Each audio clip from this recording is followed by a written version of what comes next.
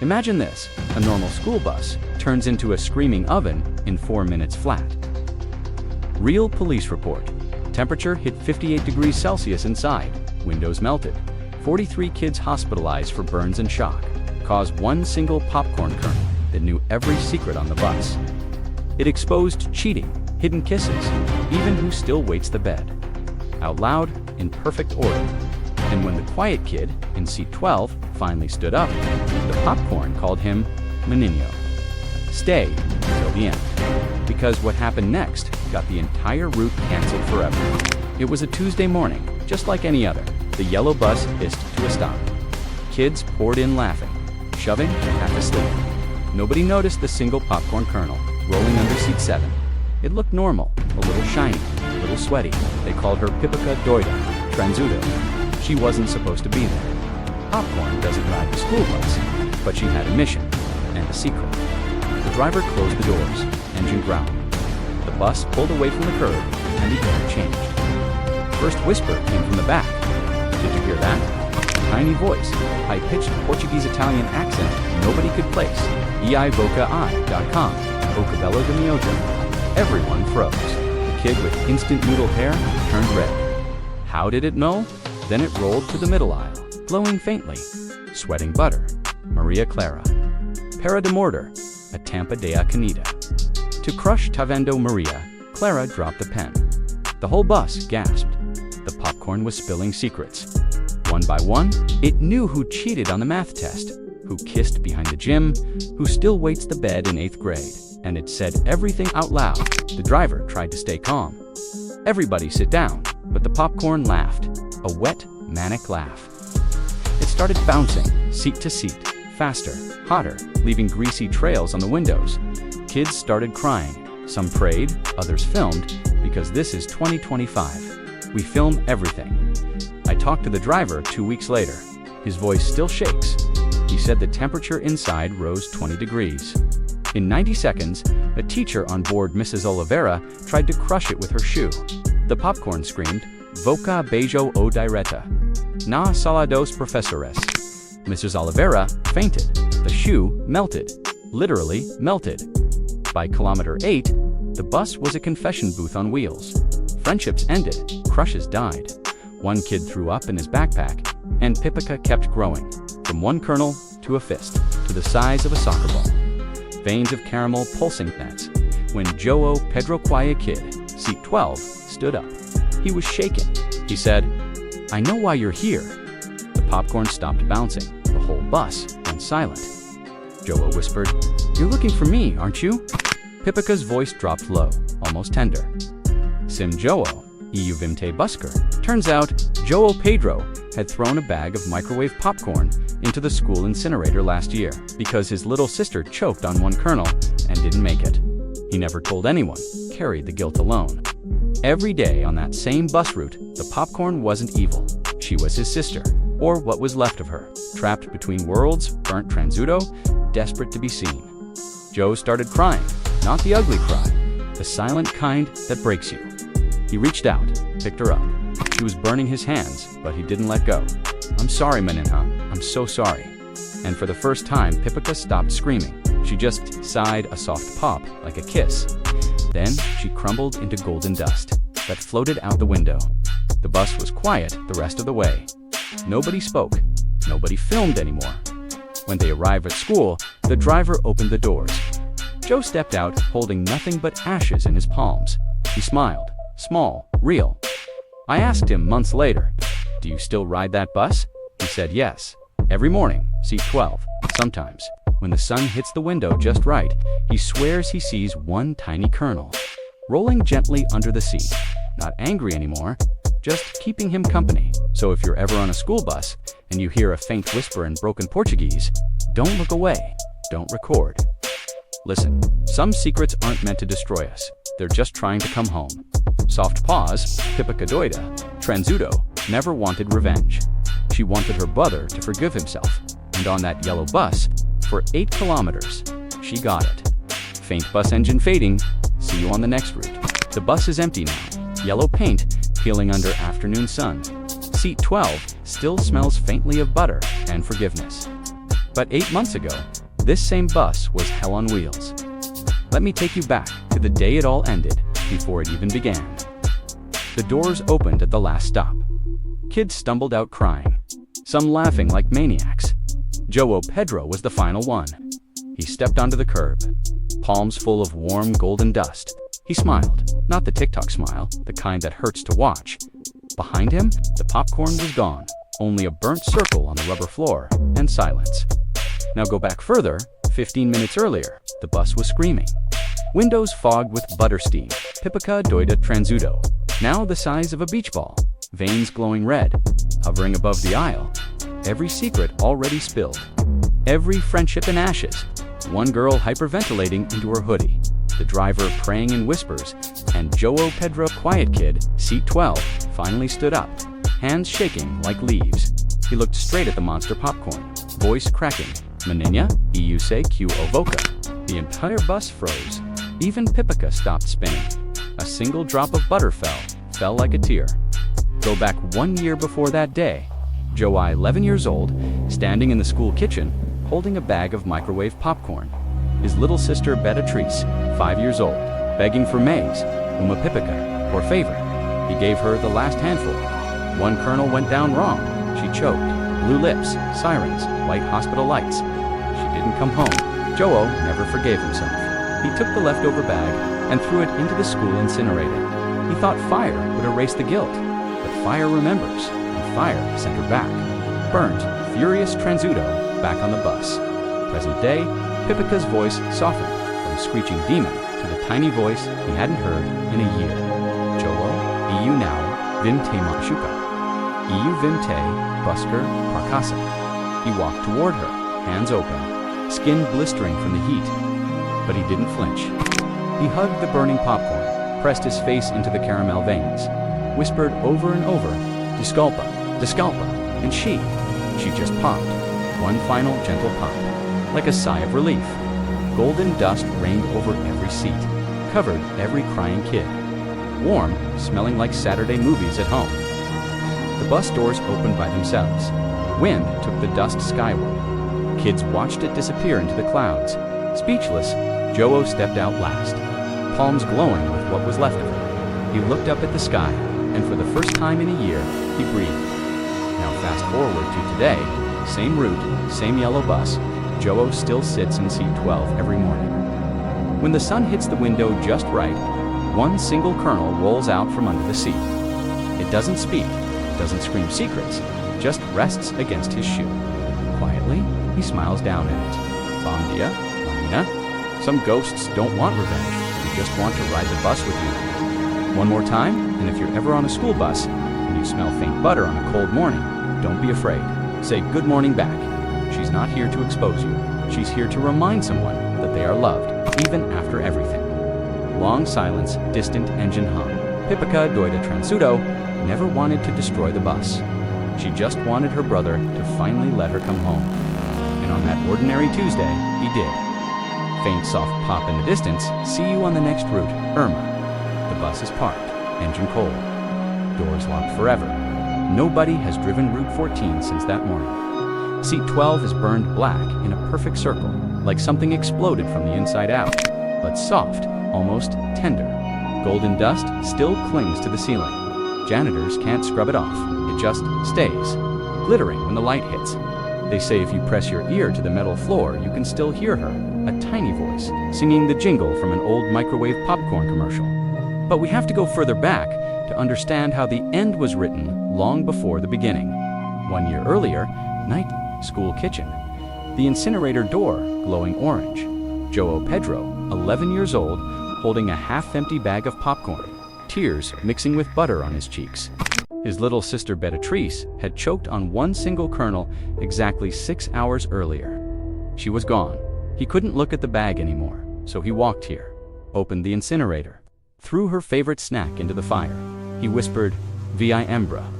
Poor favor. "Vi embra." The flames swallowed it whole. Or so he thought. Fire waits. Fast forward 364 days.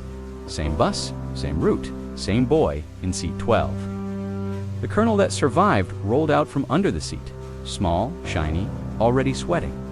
She remembered everything: the choking, the screaming, the fire, her brother walking away.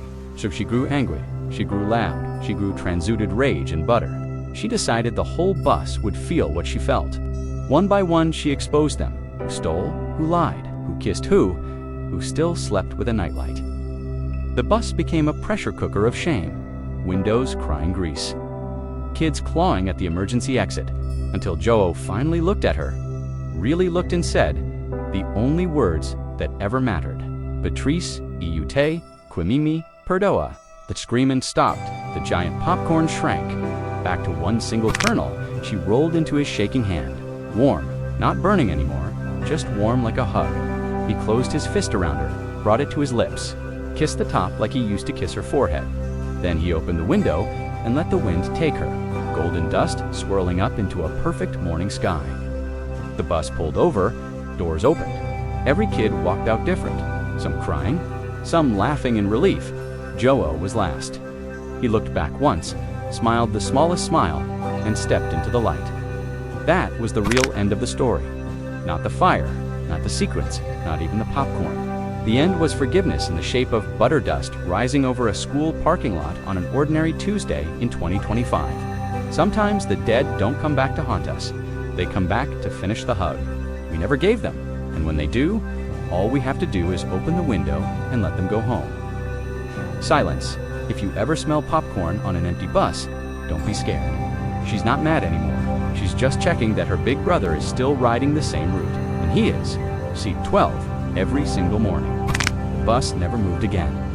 Route 14 was canceled the same afternoon. They towed it to the back lot behind the school. Doors welded shut, windows painted black from the inside with butter that never dried. Today, kids walk past it on purpose. They press their faces to the glass, looking for the golden handprint still burned into seat 12. It never fades. Some swear that at 7:42 a.m., the exact minute the doors used to open, a single kernel rolls down the aisle by itself, stops exactly where she died the second time, then disappears. But that is the end, the real end.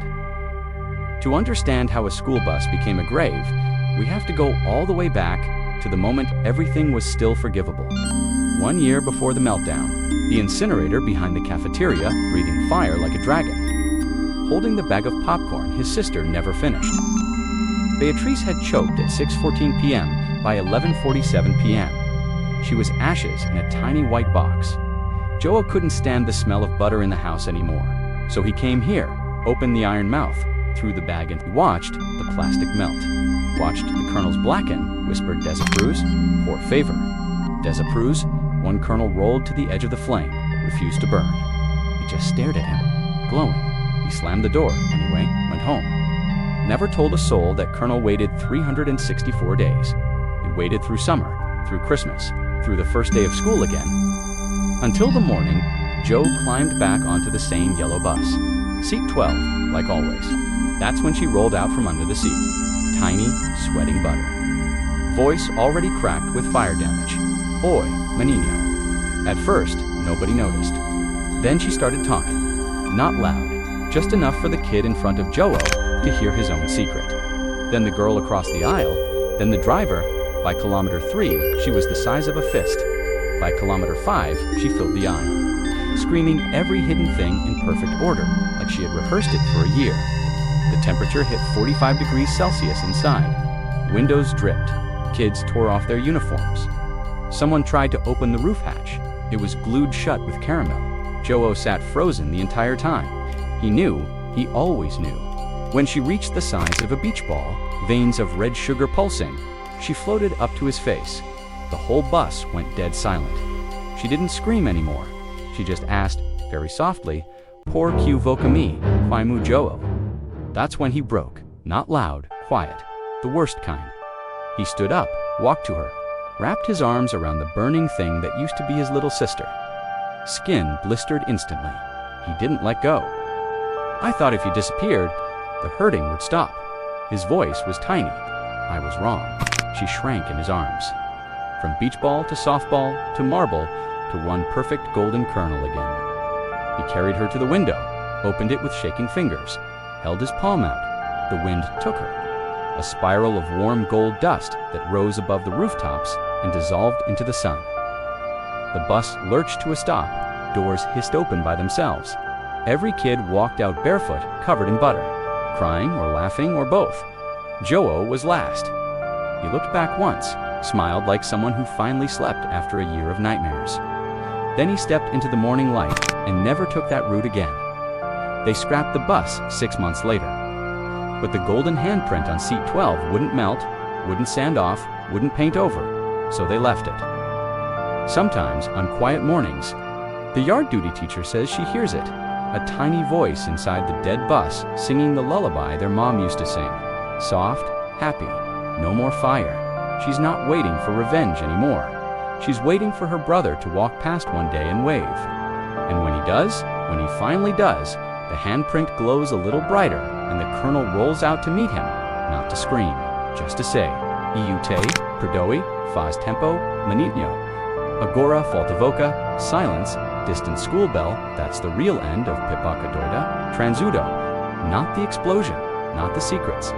Forgiveness in the shape of butter dust that still hasn't settled. If you ever see a single kernel rolling toward you on an empty bus, don't run. Open your hand. Some ghosts only want to be carried home. Faint, soft pop. Eta Proxima Rota, Irma. The bus is gone now, completely gone. They cut it into pieces with torches. Even the frame melted wrong, like metal itself was crying butter. Only one thing survived the scrapyard, a single vinyl seat cushion. Charred black, except for one perfect golden handprint pressed into the center. Small, a child's hand. The junkyard owner keeps it locked in his office, won't sell it, won't throw it away. Says every night at 7:42 exactly. The handprint warms up, and the cushion smells like Saturday morning cartoons and hot microwave popcorn. That is the very last page of the story. But the story didn't end there. It ended long before the torches. It ended the moment the screaming turned into silence. Let me take you to that silence. Tuesday, 7:41 a.m. The bus is already a furnace. Every window, a waterfall of grease. 43 kids sobbing, laughing, praying. The driver abandoned the wheel 5 minutes ago.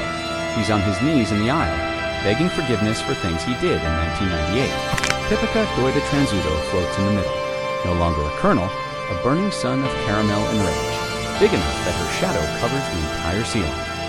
And in seat 12, Joe Pedro finally stands. He's 12 years old, uniform soaked in butter sweat, hands already blistered from touching the air near her. He walks the only one not crying. He is smiling, small, broken, relieved. He says the words he practiced in nightmares for a year, Beatrice, Iute, quame portiu, now aguentava, me sentir, loca encada, PIPOCA, QEU, via mi perdoa, ou mi leva junto. The entire bus hears it. 43 kids, the driver, the traffic outside. Everyone hears it. Even the birds stop singing. PIPOCA stops spinning. The heat drops 10 degrees in a heartbeat. The voice is no longer fire. It's 5 years old. Again, Menino, iu nunca, quiste mashukar, ius queria, q voca parasi de fugio, de min. She shrinks.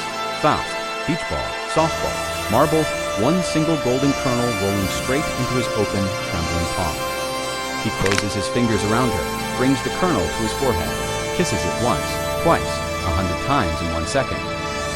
Then he walks to the emergency window, pushes it open with his shoulder, and holds his hand out into the morning wind. The kernel lifts off his skin, turns into warm golden dust, spirals up like a tiny galaxy, and disappears into the sun. Silence. Real silence. The kind that hurts the ears. The bus doors open by themselves. One by one, the kids step out barefoot into the school parking lot. No one speaks. No one speaks for the rest of the day. Some never speak of it again. Some only speak of it. Joe is the last to leave. He turns around once, looks at the empty aisle, whispers, Teva Jo M. Casamanina. Todo dia. He walks away. The doors close behind him. The bus never starts again. That was the true ending, not the junkyard, not the handprint. The ending was a 12-year-old boy finally saying goodbye to the little sister he accidentally killed, and accidentally brought back on the most ordinary school bus in the world. Everything after that, the legends, the locked cushion, the 742 warmth, is just the epilogue the universe wrote because it couldn't bear to close the book. If you ever find a single popcorn kernel rolling toward you on a floor where no popcorn should be, don't step on it, don't film it, pick it up, kiss it once, and let the wind take it. Some ghosts don't need vengeance, they just need their big brother to stop running.